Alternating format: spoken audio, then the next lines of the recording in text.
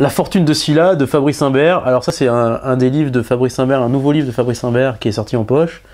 Fabrice Imbert c'est un de mes auteurs préférés parce qu'il a écrit un des livres qui m'a le plus ému, L'origine de la violence. Donc je vais vous parler de son nouveau livre.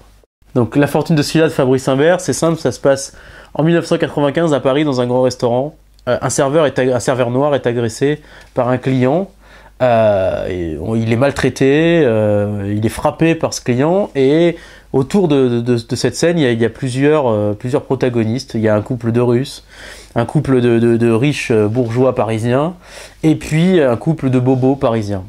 Et en fait, la scène est racontée à travers les trois doubles regards de ces trois couples, et ça nous plonge dans une fresque assez étonnante de la mondialisation, parce que on va en Russie aujourd'hui, à la fin du communisme. Comment va la Russie aujourd'hui? Quelle est la trajectoire de ce pays, la trajectoire des gens qui ont été des hiérarques du régime communiste et qui sont aujourd'hui devenus des hiérarques du capitalisme russe? Il y a ce portrait-là qui est fabuleux, qui est très intéressant. Il y a le portrait de ce serveur noir qui essaye de retrouver la trace de son agresseur, qui se balade un peu partout dans le monde. Et puis il y a l'histoire de ces deux jeunes traders bourgeois parisiens qui étaient dans le restaurant aussi et qui sont des gens foutres modernes. Et finalement, toutes ces histoires s'imbriquent. Au départ, elles sont séparées et à un moment donné, elles s'imbriquent.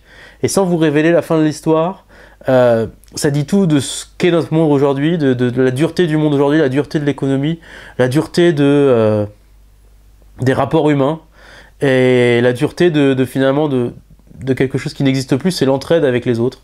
C'est ce que dit cette scène introductive du roman. Et voilà, Fabrice Imbert est un très très grand écrivain. L'origine de la violence, si vous ne l'avez pas lu, je vous le conseille.